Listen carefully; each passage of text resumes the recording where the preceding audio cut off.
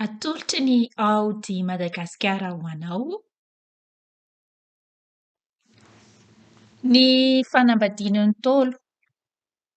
Raha ny fanambadian'ny Ntaolo no heverina dia tsy mba filazana zava-baovao izany fa fitantarana ny efa nisy sy ny mbola atao ihany. Ny fomba sy ny fanao maro dia mbola arahana mandraka ankehitriny azy toy ny fiandranoana any tranon'iray aman-drenin-draha vehivavy na izay hava ny solon'iray aman-dreniny.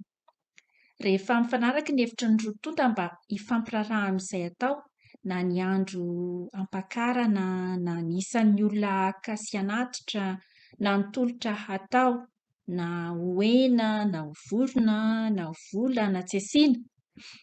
Ary na atao malaza, na atao sokosoko sy vady mody ihany, kanefa na inona ifanarahana, ny vodiondry dia tsy azo avela fa izany no fanatanterahana ny fanambadiana.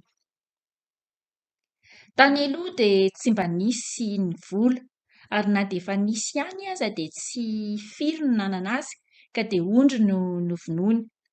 Ary ny vodiny no naterina ho amin'iray aman-drenin-draha vehivavy sy ny havany mba ho fanajana azy sy ho famantarana ny fanambadiana marina. Fa taty aoriana dia novana volo izany kanefa ny anarany dia mbola atao hoe vodiondry ihany. Ny vola vodiondry dia tsy misy fetra fa arak'izay tiana atao, kanefa misy ihany foko sasany toy ny any Vonizongo dia atao ady varotra mihitsy arak'izay fanarahana. Ny fanao amin'ny vola atao vodiondry dia fonosina voro-damba maro sosona ka fehezina mafy isam-boro-damba hifonosany vao akambana atao iray fonosana fehezina mafy dia mafy indray. Ka mila tsy ho azo vahana raha tsy didiana na hetezana. Ny antony anaovana ny voro-damba maro sosona dia ny hahalehibe ny fijerena azy. Ny hamehezana azy mafy dia mafy dia mba hanamafy ny fanambadiana toy izany koa hono. Ary izany no anaovana ny fitenenana hoe fonosim-bato fa ham-bato, izany hoe fonosina mafy fa hanamafy. Ny andro ampakarana dia nitadiavana andro tsara mandrakariva satria ninono fa mahery ny toninandro ka tsy maintsy mahatonga soa na loza.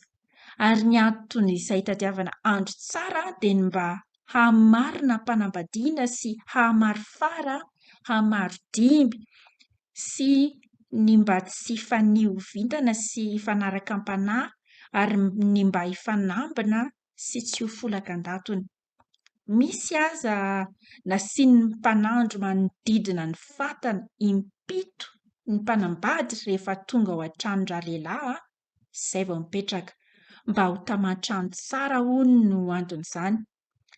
Alina mandrakariva no anaovana ny fampakaram-bady fa olon-kody sy honina hono ka tsy tokony atao amin'ny atoandro fivezivezena.